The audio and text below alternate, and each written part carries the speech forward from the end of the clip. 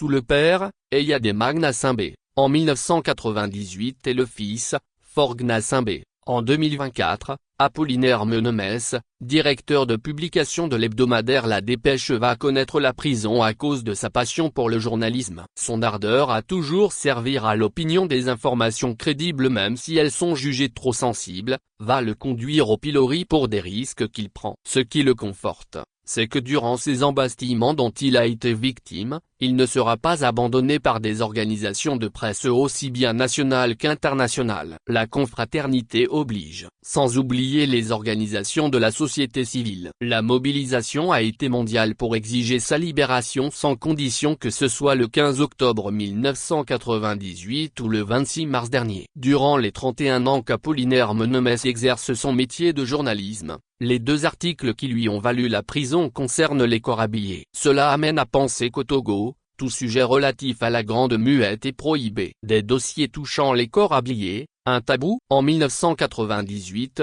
il y a eu une insécurité qui a secoué le Togo. Malgré le dynamisme et la détermination des différents corps de sécurité, cette atmosphère d'incertitude persistait. La situation qui prévalait va interpeller le directeur de La Dépêche. Il va alors aller aux informations et va publier, dans son journal N-90 du jeudi 15 octobre 1998, un article titré « Insécurité au Togo, les dessous d'un fléau qui nous menace », dans un sous-titre intitulé « Les origines de l'insécurité ». De cet article, Apollinaire Menemès écrivait: tout Togolais de bonne volonté peut convenir que l'insécurité que nous vivons aujourd'hui a débuté un 5 octobre 1990 avec la création des milices par des leaders des partis politiques de l'opposition. Les ECTMOG, véritable armée parallèle de l'opposition agissant à partir des caches d'armes entreposées dans certains quartiers de Lomé et à l'intérieur du pays. Il y eut ensuite la réaction des TOMOG, les milices constituées par le RPT. On se souvient aujourd'hui avec amertume la guerre à laquelle se sont livrés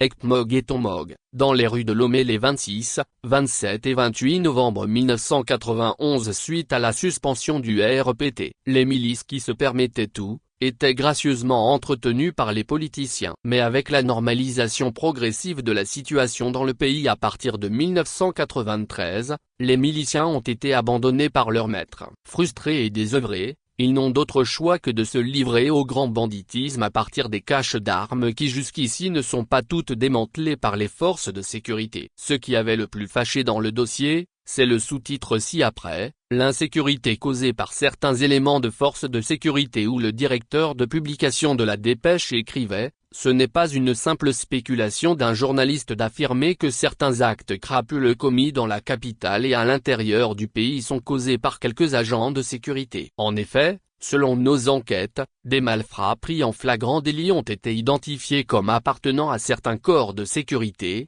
police, gendarmerie et même des FAT. Un officier de la police lui avait confié qu'à chaque enquête suite à un cambriolage, on constate que l'acte a été commis par un ou des professionnels. Même des débris d'armes abandonnés sur le lieu des crimes appartiennent parfois à l'armée, à la police ou à la gendarmerie. Le témoignage de cet officier a révélé qu'un voleur rattrapé par la population après un rapt commis sur un Zémédjan a été formellement identifié comme un agent de la sécurité. L'arme retrouvée sur lui était bel et bien une arme appartenant à l'armée togolaise. Si le directeur de publication de l'hebdomadaire La Dépêche s'était intéressé à ce dossier, c'est qu'il croyait bien faire en informant et en alertant l'opinion afin que les autorités d'alors puissent prendre des mesures nécessaires pour venir à bout de cette situation d'insécurité qui prévalait. Il ne savait pas que cela allait lui attirer des ennuis et des foudres du GAL 05 étoiles et sa cour. Mais le temps lui donnera raison. C'est ainsi que le 6 juin 1999 à Pia et le 12 juin 1999 à Lomé, le président Eyadema lui présentera ses excuses en ces termes lors d'une audience exclusive. Nous sommes des militaires,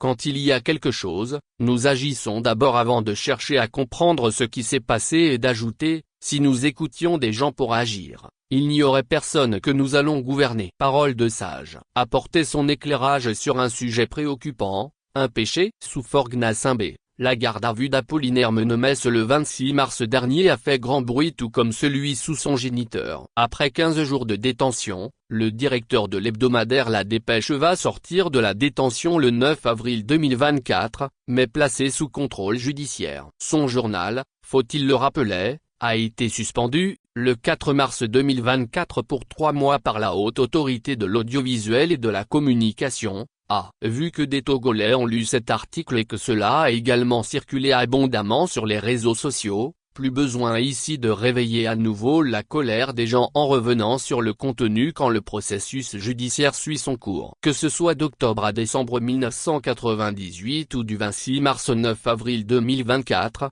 les 2 arrestations de notre DP ont entraîné des réactions. Une mobilisation mondiale pour sa libération, on ne le dira pas assez. L'arrestation et l'emprisonnement du journaliste Apollinaire Menmes a fait un véritable tollé. L'information a été relayée aussi bien par les médias nationaux qu'internationaux. Elle a également fait couler beaucoup d'encre et de salive sur les réseaux sociaux. Aux États-Unis, en Europe et même en Asie, notamment en Inde, il y a eu des réactions sur cette arrestation jugée inopportune pour les uns et les autres. Il est anormal que le doyen de la presse togolaise, 71 ans, qui n'a fait que son travail de journaliste soit embastillé et privé de sa liberté. La mobilisation des organisations de presse ainsi que celle de défenseurs des droits de l'homme, le Comité pour la protection des journalistes, CPJ, basé à Washington, Reporters sans frontières, le patronat de la presse togolaise, PPT, Amnesty International, entre autres pour exiger la libération du directeur de publication de l'hebdomadaire La Dépêche a été impressionnante. Cela montre l'importance qu'accorde le monde au droit d'informer et le droit d'être informé. Longue vie aux organisations de presse et celles de défenseurs des droits de l'homme pour une presse libre. Ce qui frappe dans les manèges de notre directeur de publication, c'est d'être celui qui a battu tous les records Guinness.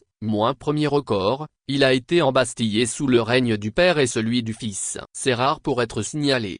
Second record, il a été puni pour la même faute 2 fois pour le dernier article incriminé. La suspension de 3 mois par la AO pénale en cours pour le dernier article. Comme quoi, le journalisme est un métier à haut risque dans notre pays. Merci à ces organisations qui ont payé nos frais d'avocat. Nous avons une pensée toute particulière à des personnes et organisations qui nous ont accompagnés dans cette galère. Il s'agit de Meuk Pandazar, avocat au barreau de Paris, et d'Emmat Kolledasvito. Nous n'oublions pas Mehatzo Darius qui a accepté de nous défendre dans un dossier signalé fort sensible. Par son expertise, il a pu convaincre le juge chargé du dossier de nous libérer, tant soit-il provisoire. Mais le grand merci va à Reporters sans frontières, RSF, et au CPJ qui se sont repartis la tâche de payer les frais de notre avocat. Nous leur en sommes reconnaissants. Nous n'oublions pas la CNDH, Amnesty International section du Togo dont le passage à l'abri a permis d'assouplir les conditions de notre détention. Un coucou pour les médias français,